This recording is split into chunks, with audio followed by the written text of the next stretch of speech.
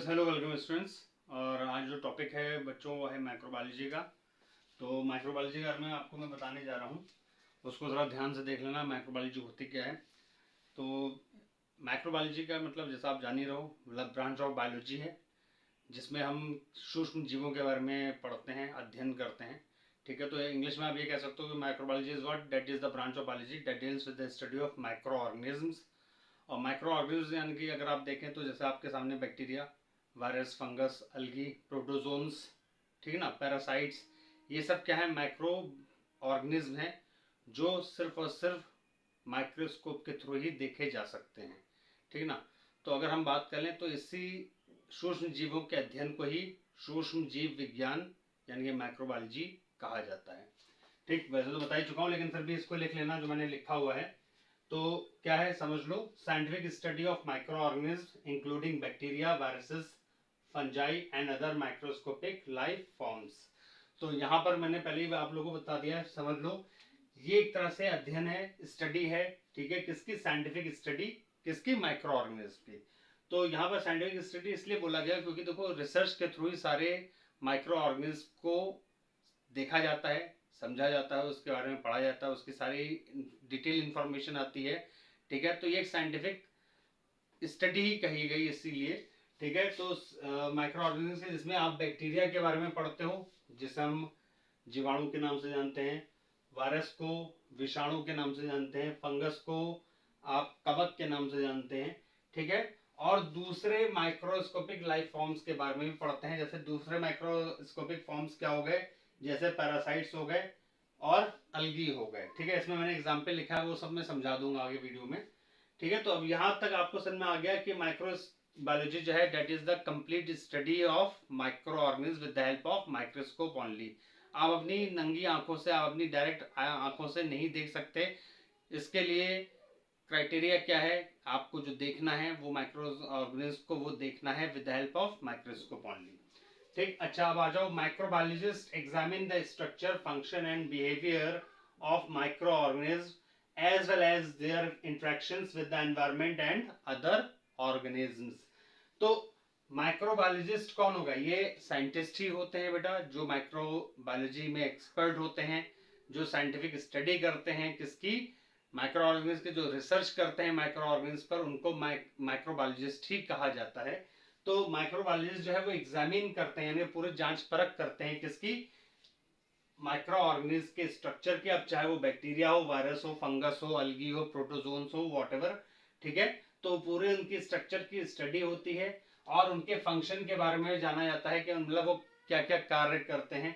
ठीक है, और उनका बिहेवियर कैसा है, यानी कि उनका बिहेवियर यानी कि उनके आदत कह सकते हो। ठीक है ना, बिहेवियर कि उनकी आदत कैसी है। दो मैंने यहाँ पे माइक्रो ऑर्गेनिज्म को शॉर्ट में एमओएस लिखा है, तो कंफ्यूज मत होना जब भी लिखना होगा। और बाई चांस मैं आगे बढ़ता हूँ, मतलब जैसे मैं लिख बढ़ाऊंगा टॉपिक को उसको आगे, तो एमओएस का मतलब आप समझ जाना माइक्रो ऑर्गेनिज्म से ही है।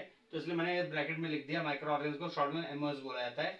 ठीक है, as well as their interaction. अब यानी कि वो कैसे एनवायरमेंट के साथ किस तरह से इंटरेक्ट करते हैं, यानी कि वो अपना कैसे परस्पर संबंध बनाते हैं एनवायरमेंट के साथ, और उनका असर दूसरे ऑर्गेनिज्म के ऊपर क्या पड़ेगा।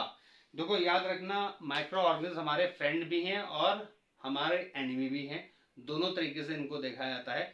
फ्रेंड हैं तो कई तरह की चीज़ें मिल जाती है, जैसे एंटीबायोटिक मिल जाता है। ठीक है, और डेयरी प्रोडक्ट्स हमारे लिए काफ़ी आ जाते हैं। ठीक है, वैक्सीन्स वगैरह आप देख लो। ठीक है ना, तो वैक्सीन्स वगैरह डेवलप हो चुकी हैं। तो ये सब जो है कहीं ना कहीं हमारे लिए फ़ायदेमंद हो गए। लेकिन नुकसान में अगर देखें तो एक से खतरनाक बीमारियां, health issues, infections, diseases, illness, ये सारी चीज़ें हैं जो लाइफ थ्रेटनिंग भी होती हैं, यानी जिसमें जान जाने का पूरा पूरा खतरा भी होता है। तो इस तरीके से माइक्रो ऑर्गेनिज्म जो है वो दूसरे ऑर्गेनिज्म पर इस तरह से क्या करेंगे, इफेक्ट भी दिखाएंगे, प्रभाव भी दिखाएंगे। अच्छा, ब्रांचेस की बात कर लेते हैं। तो कई शाखाएं होती हैं, फिलहाल तो जो मेन है वो मैंने लिख दी यहाँ पर। ठीक है, तो बैक्टीरियोलॉजी का मतलब जैसे यहाँ पर आप देख ही रहे हो, बैक्टीरियोलॉजी यानी कि स्टडी ऑफ बैक्टीरिया।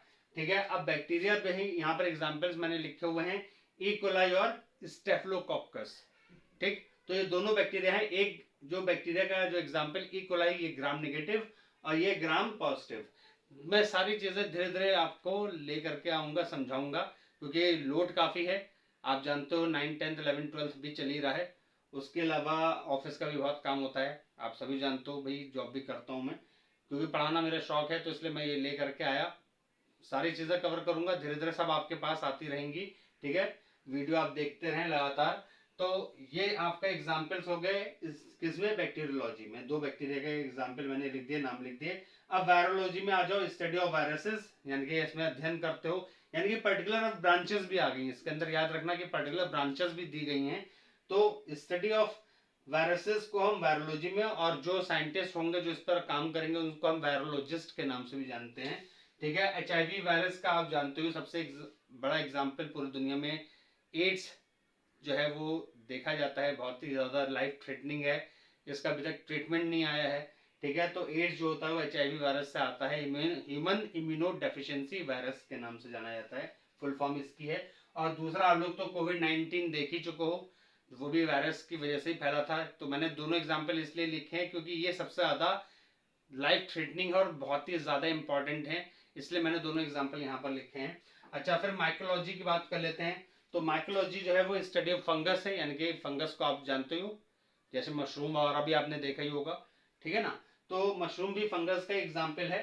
तो अब देखो यहाँ पर मैंने जो एग्जाम्पल लिखे हैं वो लिखे हैं मेडिकल से रिलेटेड।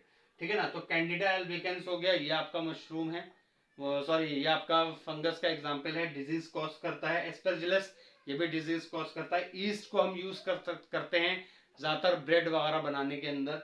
ठीक है, तो ये तीनों ही एग्जाम्पल आपके किसके आ गए बेटे, ये आ गए फंगस के।